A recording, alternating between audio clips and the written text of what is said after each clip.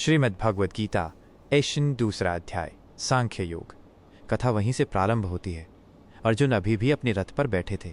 गांडीव धनुष नीचे पड़ा था। उनकी आंखों में आंसू थे। शरीर कंपित हो रहा था। मन मोह, करुणा और भय से भरा था। उनके पास श्रीकृष्ण खड़े थे। वे न तो व्यथित थे न ही चिंतित। उनका मुख मंद मुस्कान से खिला हुआ था। उनकी आंखों में अर्जुन के लिए करुणा थी, पर उसमें एक दिव्य तेज भी था जो उस समय अर्जुन नहीं देख पा रहे थे। श्रीकृष्ण ने धीरे से अर्जुन से कहा, हे अर्जुन, ये विषाद तुम्हें कैसे आ घेरा? ये तो आर्य श्रेष्ठ पुरुषों के लिए न तो यश देने वाला है न स्वर्ग देने वाला, बल्कि अपयश देने वाला है। ऐसी कायरता तुम्हें शोभा नहीं देती। अर्जुन ने सिर उठाया। उन्होंने देखा श्रीकृष्ण के मुख पर कठोरता नहीं बल्कि दृढ़ता थी। वो प्रेमपूर्ण परंतु जागरूक करने वाली दृढ़ता। अर्जुन बोले, हे मधुसूदन, मैं इस युद्ध में अपने ही गुरुजन, पितामह, भाई बांधवों को मारने में कैसे हाथ उठाऊं? श्रीकृष्ण मुस्कुराए। उन्होंने कहा, हे पार्थ, तुझे जो शोक और मोह हो रहा है वह अविद्या से उत्पन्न हुआ है। ज्ञानी न तो मृत का शोक करते हैं और न जीवित का। तभी श्रीकृष्ण ने एक ऐसा अमृत वचन कहा जिसने युगों युगों तक मनुष्यों को मृत्यु भय से उबारने का कार्य किया। हे अर्जुन, न तो तू कभी न था, न मैं कभी न था, और न ये राजगण कभी न थे, और न ही आगे ऐसा होगा कि हम किसी समय नहीं रहेंगे। देह में आत्मा रहती है। जैसे मनुष्य पुराने वस्त्र उतार कर नए पहन लेता है, वैसे ही आत्मा पुराने शरीर को छोड़कर नया शरीर धारण कर लेती है। आत्मा अविनाशी है। उसे अग्नि जला नहीं सकती, जल भिगो नहीं सकता, वायु सुखा नहीं सकती, शस्त्र काट नहीं सकते। वो न पैदा होती है न मरती है।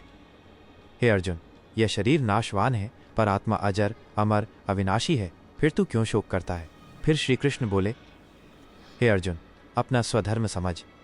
तू क्षत्रिय है। क्षत्रिय के लिए धर्म युद्ध से बढ़कर कोई कल्याणकारी कार्य नहीं है। यदि तू इस धर्म युद्ध को नहीं करेगा तो अपने धर्म और कीर्ति दोनों को खो देगा। लोग तेरा अपयश करेंगे। योद्धाओं में तो अपयश मृत्यु से भी बढ़कर है। फिर यदि तू युद्ध में मारा जाएगा तो स्वर्ग को जाएगा, और यदि विजयी होगा तो पृथ्वी का राज्य भोगेगा। इसलिए हे कौन्तेय, युद्ध के लिए तैयार हो जा। श्री कृष्ण अब अर्जुन को योग की महान शिक्षा देते हैं। उन्होंने कहा, हे अर्जुन, कर्म कर पर फल की आशा मत कर। कर्म तो तेरा अधिकार है, पर फल मेरे हाथ में है। तू कर्म के फल का कारण मत बन और न ही अकर्मण्यता में आसक्त हो। जो मनुष्य सुख दुख में सम रहता है, जो मान अपमान लाभ हानि में समान भाव रखता है, वही स्थित प्रज्ञ कहलाता है। ऐसा योगी व्यक्ति मोह, शोक और भय से परे हो जाता है, तब उसे सच्चा आनंद मिलता है।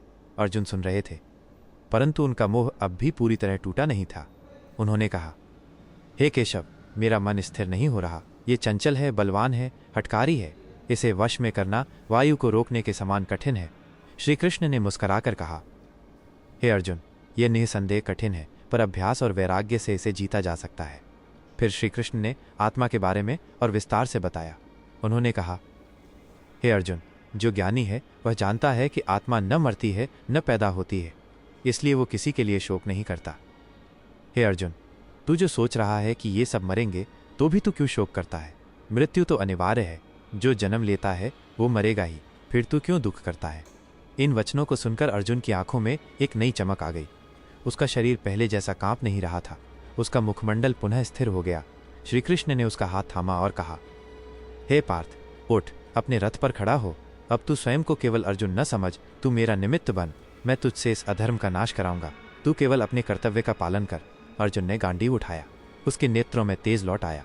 उसका हृदय अब न मोह में था न शोक में, बल्कि सत्य के पथ पर चलने के लिए उत्साहित था। इस अध्याय का जीवन संदेश 1. मृत्यु का भय छोड़ो। कृष्ण ने समझाया, मृत्यु कोई अंत नहीं है। आत्मा अमर है। जीवन के बदलते हुए रूपों को देखना और समझना सीखो। मृत्यु से मत डरो। 2. फल की आशा मत करो।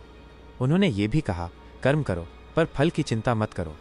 जब तुम फल की आशा छोड़कर कर्म करते हो तभी सच्चे योगी बनते हो। 3. स्थिर मन बनाओ।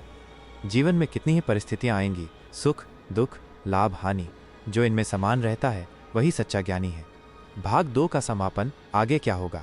अब अर्जुन पुनः तैयार हो गया है। उसका मोह समाप्त हो चुका है। अब वह श्री कृष्ण के निर्देशों पर युद्ध करेगा, धर्म की स्थापना के लिए। लेकिन गीता की कथा यहीं समाप्त नहीं होती।